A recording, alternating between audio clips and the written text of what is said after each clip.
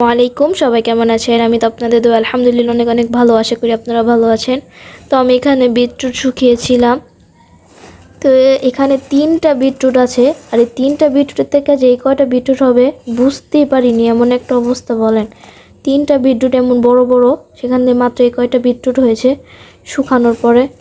এখনও ভালো করে শুকায়নি, এটা আরও রোদে দিয়ে শুকাতে হবে, একটু ভিজা ভিজা আছে। তো যাই হোক, এটা গুঁড়া করার সময় আপনাদের সাথে শেয়ার করবো ইনশাল্লাহ।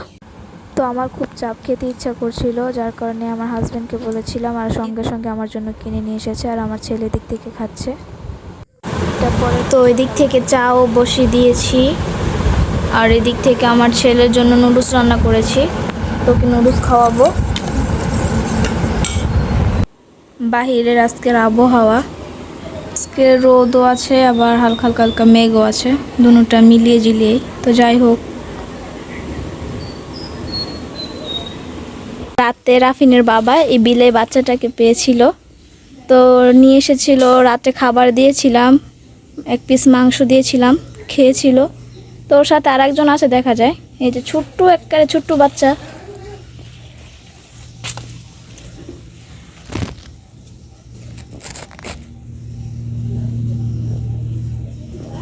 মেয়ের সাথে বাচ্চাটা কিন্তু অনেক কিউট। এই যে, তো এই যে তার সাথী। ও কালকা যদি ওকে রেখে আসতো তাহলে ওরা শিয়ালে খাইয়া ফেলতো, যার কারণে রাফিনের বাবা ওকে নিয়ে আসছে। ওই যে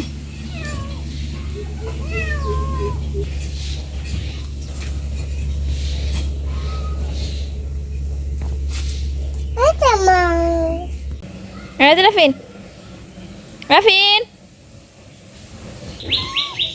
তো গাছে এত পরিমাণের পেয়ারা, কিন্তু খাওয়ার কোনো উপযুক্ত না। গাছে ভরা পেয়ারা, খাওয়া যায় না, সেটা আপনারা নিজের চোখে দেখেন। ভিতরে সব পোক হয়ে গেছে, এমন অবস্থা। তো আমি বড় আপুদের বাসায় আসছি, আমার ছেলে কান্না করছে। আপুদের কাছেতে কাঁঠাল পারলো। আপুদের বাড়িতে এসেছি, বড় আপুদের বাড়িতে, মানে আমার ননাসের বাড়িতে এসেছি। ভাবলাম আপনাদের সাথেও একটু শেয়ার করি। তো এই তো এটা ছিল আপুদের বাড়ির পিছনের সাইড, আর এটা হচ্ছে সামনের সাইড। তো এই তো আপুদের বাড়িটা, ভাবলাম আপনাদের সাথেও একটু শেয়ার করি যেহেতু এসেছি। আমার ছেলে অনেক কান্না করছিল, তো যার কারণে আপুদের বাসায় একটু এসেছিলাম। তো এই তো দেখুন, আর কেমন লাগে তাদের বাসাটা আপনাদের অবশ্যই কমেন্টসে জানাবেন। এর আগের একটা ভিডিওতে মেজো আপুর বাসা দেখিয়েছিলাম, আর এটা হচ্ছে বড় আপুর বাসা। আমার আরও 2টো ননদের বাসা আছে। তো ওই 2 আপুর বাসা দেখতে চান অবশ্যই আমাকে কমেন্টসে জানাবেন, তাহলে আপনাদের অবশ্যই আমি দেখাবো। তো এটা ছিল আপুদের বাড়ির ভিতরে। আপু অনেক গোছালো, কিন্তু আপু একটু বাইরে কাজ করছিল, যার কারণে ঘর বাড়ি একটু নোংরা হয়েছিল। তো কেউ কিছু মনে করবেন না, আপু অনেক পরিষ্কার পরিচ্ছন্ন একজন মানুষ। তো যাই হোক, দেখতে থাকুন। আর আপুর বাসাটা আপনাদের কাছে কেমন লেগেছে আমাকে কিন্তু অবশ্যই জানাবেন, আপনাদের জানানোর অপেক্ষায় আমি থাকবো। তো এই তো এটা ছিল আপুদের বাসা, আর আপুদের বাসাটা কিন্তু আমার কাছে খুবই ভালো লাগে, সিমসাম, খুবই সুন্দর।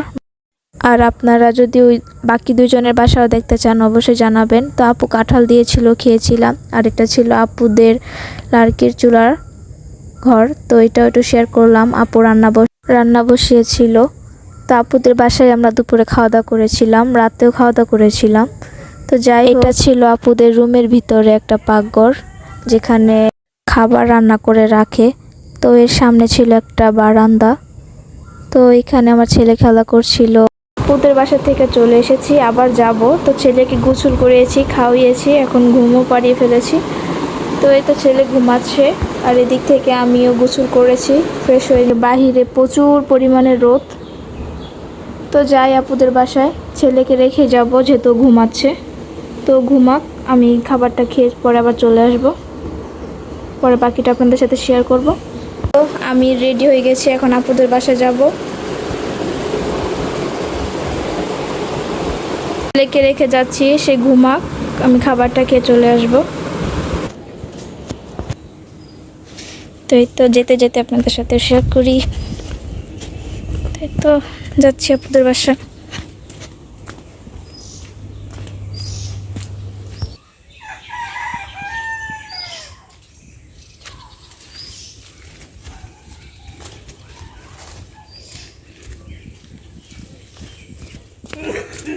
এগুলো হচ্ছে আমাদের লেবু গাছ। তো এই তো আপুদের বাসায় যাচ্ছি আর আপনাদের সাথে শেয়ার করতেছি। এখান থেকে বেশি দূর না, ওই যে আপুদের বাসা। রাস্তার সাইডে কাঁঠাল হয়ে গেছে, এই যে।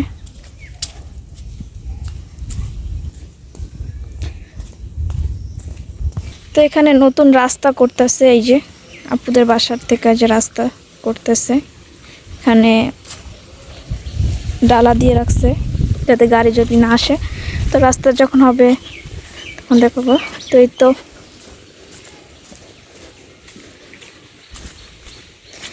পুরো রাস্তায় আমি একা, কেউ নাই, পুরা নিরিবিলি, দুপুর টাইম তো। তো যাই হোক, ওই যে আপুদের বাসায় এসে পড়েছি। তো চলে এসেছি। আমার ভিডিওতে অবশ্যই লাইক, সাবস্ক্রাইব, কমেন্ট করবেন, বেশি বেশি শেয়ার করবেন। দেখুন রান্না করছিল বট, তারপরে বেগুন দিয়ে শুটকি আর হচ্ছে গুঁড়া মাছের তরকারি। তাকে ঘুম পাড়িয়ে রেখে আপুদের বাসায় গিয়েছিলাম, 10 মিনিটও হয়নি, শুধু ভাতটা খাওয়া শেষ করতে না করতে ফোন এসেছে যে ও ঘুমে তুইটা কান্না করতেছে। কোথাও যাওয়া যায় না, নাহলে একটা না একটা সমস্যা করবে। তো এই যে দেখেন, সে উঠে বড় বড় চোখ করে তাকিয়ে আছে। খাবার রেডি করেছি, ছেলেকে খাওয়াবো। আর এই যে সে এখানে দেখেন কি করছে, খাবার দেখে পলাচ্ছে, সে খাবে না। ওই দেখেন মুখটার কি করতেছে খাবার দেখে। ফির আসো, আমরা খাবো, আসো। না, দেখছেন, বলে না, সে বলে খাবে না। তো বিকালে কাপড় চোপড় এনেছিলাম, তো এগুলো এখন গুছাবো। রাত হয়ে গেছে, ছেলেকে ঘুম পাড়াবো, বিছনা মিছনা করবো। তো এই তো বাইরে রাত হয়ে গেছে, তো এই যে দিক থেকে সে, তো তাকে ঘুম পাড়াবো, বিছনা মিছনা করবো। তো আজ এই পর্যন্ত, সবাই ভালো থাকবেন, আমার জন্য দোয়া করবেন। আল্লাহ হাফেজ।